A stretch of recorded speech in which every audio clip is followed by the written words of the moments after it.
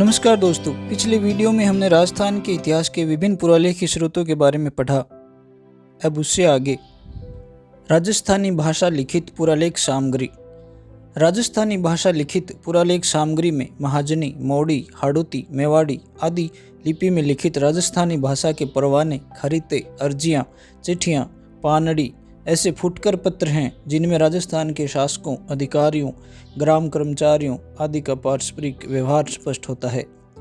इस व्यवहारगत अध्ययन से इतिहास विषयक सामग्री भी प्राप्त होती है। राजस्थानी भाषा में लिखित अन्य प्रमुख इतिहास स्रोत विभिन्न राजपूत राज्यों में लिखी गई भैयां हैं, जिनको लिखने की परंपरा मध्यकाल में शुरू हो चुकी थी।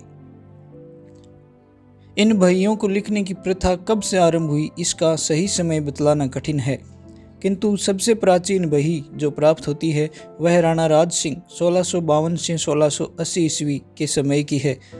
इसके पश्चात दूसरी प्राचीन महत्वपूर्ण बही जोधपुर हुकूमती बही है।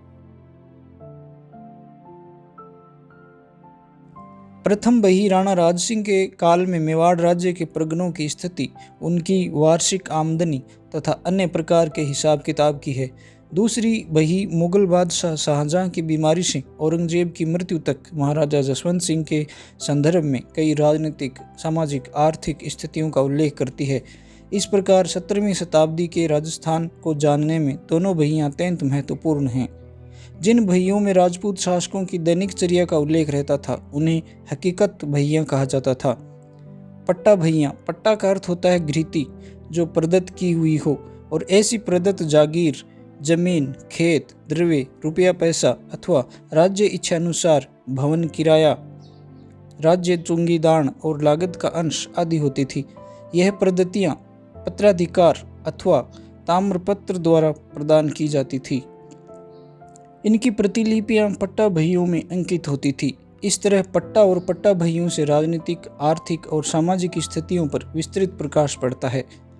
जिन भैयों में शासकीय आदेशों की नकल होती थी उन्हें हुकूमती बही, महत्वपूर्ण व्यक्तियों से आने वाले पत्रों की नकल जिसमें रहती थी उसे खरीता बही, विवाह शादी से संबंधित बही, विवाह की बही, सरकारी भवनों के निर्माण से संबंधित भैयां, कमठाना बही इत्यादि बहुत सी भैयां अभिलेखागार में उपलब्ध हैं। राज्य अभिलेखागार बीकानेर में राजस्थान के सभी प्रमुख राज्यों के रिकॉर्ड्स उपलब्ध हैं। राजस्थान के इतिहास के निर्माण में निम्नलिखित पुरालेखागारों से प्राप्त सामग्री बड़ी उपयोगी सिद्ध हुई है। पहला है जोधपुर पुरालेखागार। जोधपुर राज्य मारवाड़ में पुराने रिकॉर्ड्स दस्तकारी रिकॉर्ड्स के नाम से प्रसिद्ध हैं। वहाँ पत्रों को भैयों के रूप में रखा जाता था।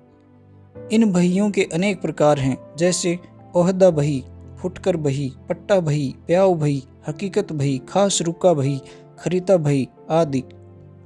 ओहदा बही में अधिकारियों के अधिकार वृद्धि करने अथवा कम करने, शिकायतों, इनाम आदि आज्ञाओं का उल्लेख है।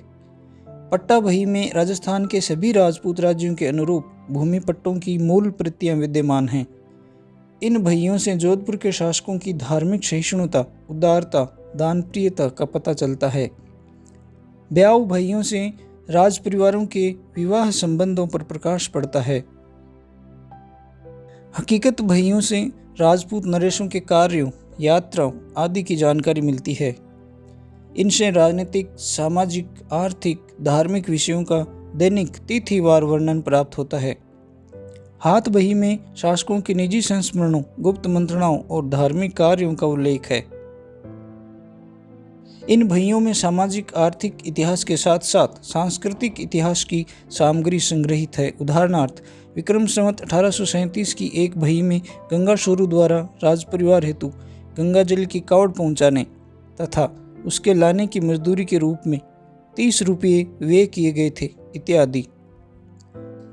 राज्य के परगने तथा उनकी स्थिति, अधिकारियों की प्रचलित पदवी, उद्बोधन, पुलिस, डाक और यातायात प्रबंध, आयात निर्यात होने वाली वस्तुएं इत्यादि कई विषय इनमें समाहित हैं। स्वतंत्रता का योगदान, जागीरदारी और शासकों की मनोवृत्तियां, अंग्रेजों से संबंध आदि पर भी ये भैयां तिथि युक्त ब्यौरे प्रदान करती हैं। जयपुर पुरालेखागार जयपुर राज्य से संबंधित रिकॉर्ड्स में खरीता, परवाना, अखबारात, वकील रिपोर्ट्स, सिया हुजूर, दस्तूर कोमवार आदि सम्मिलित हैं। वकील रिपोर्ट्स से मुगल कछवाहा तथा मुगल मराठा संबंधों पर प्रकाश पड़ता है।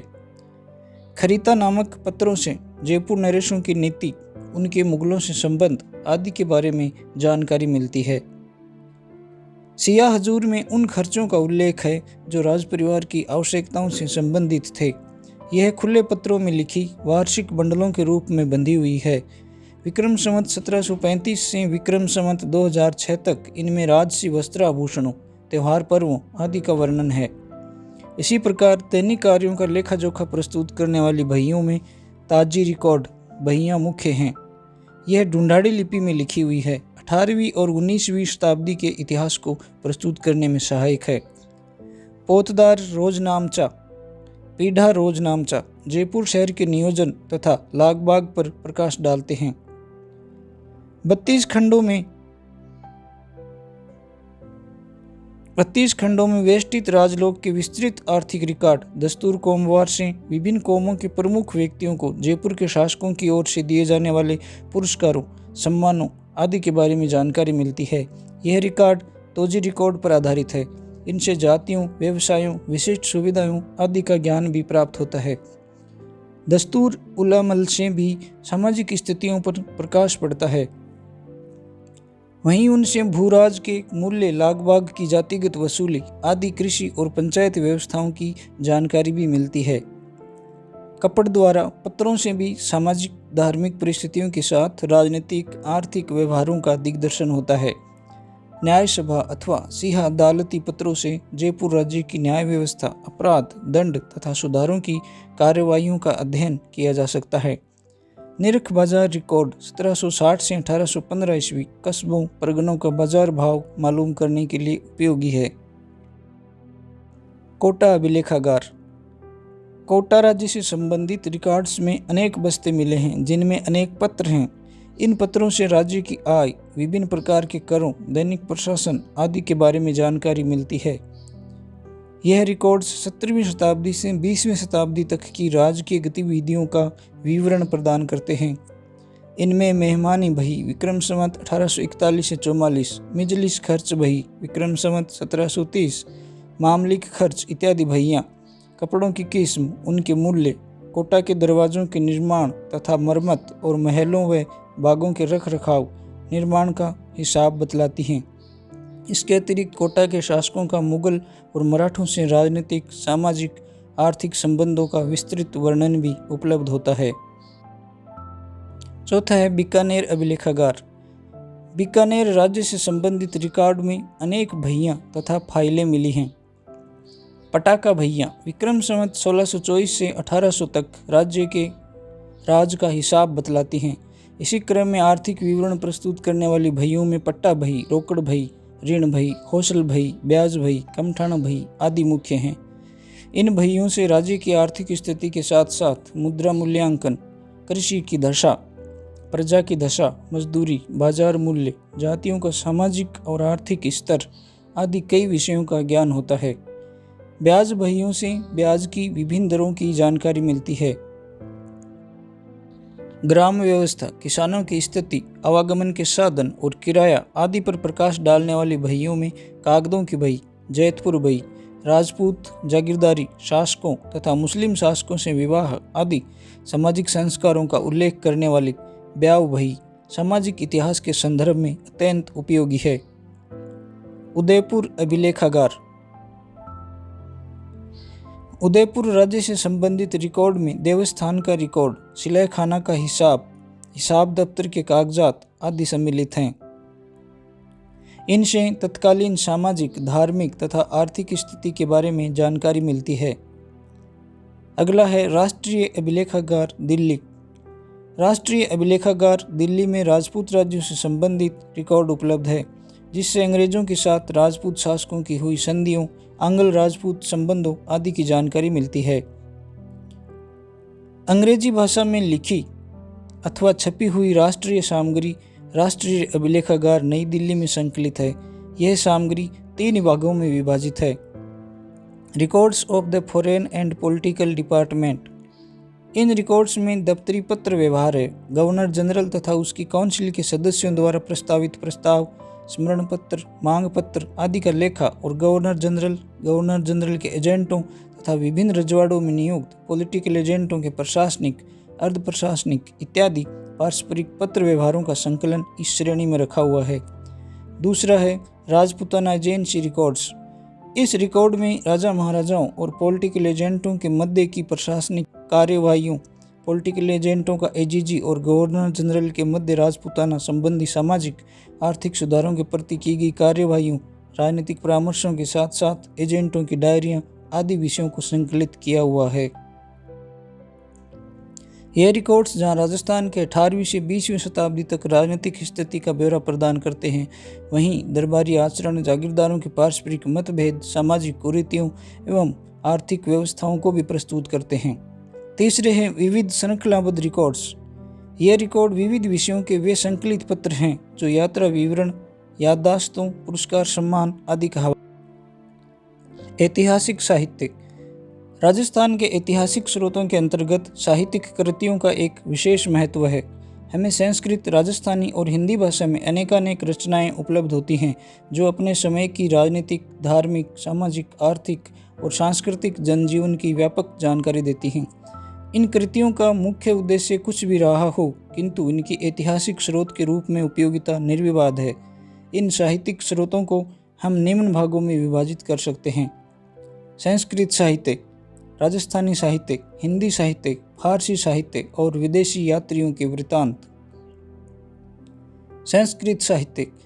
राजस्थान के इतिहास की जानकारी के लिए संस्कृत भाषा में लिखित निम्नलिखित ग्रंथ बड़े उपयोगी हैं। पहला है पृथ्वीराज विजय। जयानक द्वारा रचित पृथ्वीराज विजय से हमें चौहान शासकों की उपलब्धियों की जानकारी मिलती है। इससे चौहान शासकों के अंतर्गत अजमेर के साम्राज्य विस्तार के साथ साथ पृथ्वीराज चौहान की विजयों की जानकारी मिलती है। राजवल्लभ। महाराणा कुंभा के प्रमुख शिल्पी मंडन द्वारा रचित राजवल्लभ नामक ग्रंथ से नगर निर्माण तथा भवन निर्माण कला की विभिन्न शैलियों का पता चलता है। एकलिंग महात्म्य। कान्हा व्यास द्वारा रचित एकलिंग महात्म्य नामक ग्रंथ से मेवाड़ के शासकों की वंशावली का ज्ञान होता है। इससे पता चलता है कि मध्यकाल के प्रारंभ में मेवाड़ को मेदपाट और हाड़ौती को हाड़ावती कहा जाता था। इस ग्रंथ से 15वीं शताब्दी के राजस्थान की सामाजिक, आर्थिक, राजनीतिक तथा सैनिक स्थिति की जानकारी मिलती है। इससे तत्कालीन वर्ण व्यवस्था एवं आश्रम व्यवस्था का भी उल्लेख है। चौथा है भट्टी काव्य। 15वीं सदी में रचित भट्टी काव्य से हमें उस समय के जैसलमेर राज्य के विस्तार, जैसलमेर और लादरापुरी के निर्माण तथा शासकों की उपलब्धियों के बारे में जानकारी मिलती है। इसमें राव भीम की मथुरा वृंदावन यात्रा का भी वर्णन है। यह ग्रंथ अक्षय सिंह की तुलादान का भी वर्णन करता है।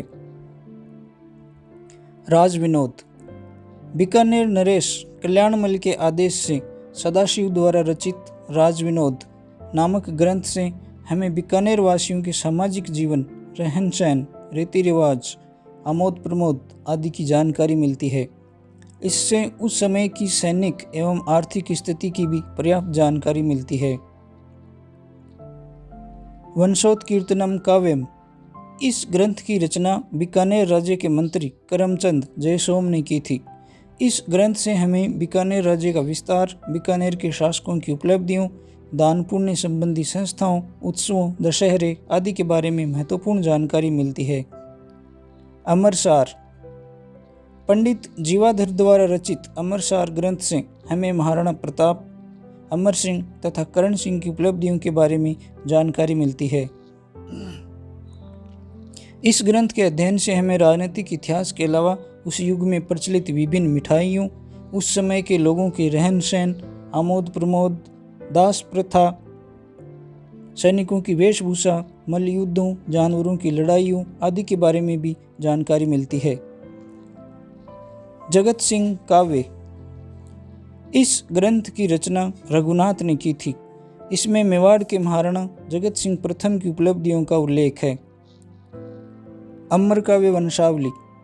राज प्रशस्ति के लेखक रणछोड़ भट्ट द्वारा रचित अमर काव्य वंशावली में बापा से लेकर महाराणा राज सिंह तक मेवाड़ का इतिहास मिलता है। इससे तत्कालीन सामाजिक स्थिति पर भी प्रकाश पड़ता है। अजितोदय। जोधपुर नरेश अजीत सिंह के दरबारी कवि जगजीवन भट्ट द्वारा रचित अजितोदय मारवाड़ के इतिहास की रचना के लिए एक महत्वपूर्ण स्रोत है। इस ग्रंथ से महाराजा जसवंत सिंह और अजीत सिंह के समय के युद्धों, संधियों, विजयों और राजनीतिक उपलब्धियों के साथ साथ उस समय में प्रचलित रीति रिवाजों और परंपराओं व सामाजिक व्यवस्था की भी जानकारी मिलती है। हमीर महाकाव्य। नयचंद्र सूरी द्वारा रचित हमीर महाकाव्य एक उच्च कोटि का राष्ट्र काव्य है। इससे हमें चाहवानों की वंशावली, समय समय पर किए गए मुस्लिम आक्रमणों का प्रतिरोध आदि की जानकारी मिलती है। इस ग्रंथ से अलाउद्दीन खिलजी के रणथंबोर अभियान के बारे में विस्तृत जानकारी मिलती है।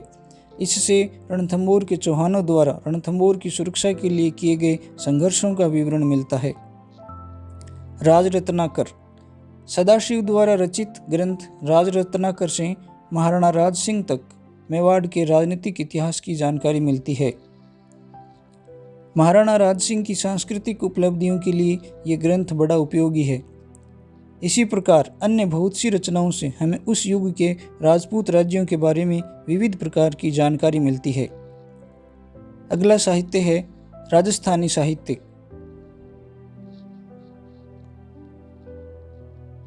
राजस्थानी भाषा का साहित्य प्राचीन एवं समृद्ध है। चारण एवं भाटों द्वारा रचित राजस्थानी साहित्य इस श्रेणी में रखा जाता है। यूनानी एवं मुस्लिम आक्रमणकारियों की भांति राजपूत नरेशों ने भी कवियों एवं विद्वानों को अपने दरबार में प्रश्रय देना शुरू किया। ये कवि अपने संरक्षक राजा की विजयों एवं शौर्य गाथाओं का अतिशयोक्तिपूर्ण वर्णन अपनी कविताओं में किया करते थे। यही बाद में चारण एवं भाट कहलाए। इनकी रचनाओं में ऐतिहासिक सामग्री मिलती है, लेकिन इस सामग्री का उपयोग सावधानी एवं निष्पक्षता से करना आवश्यक है।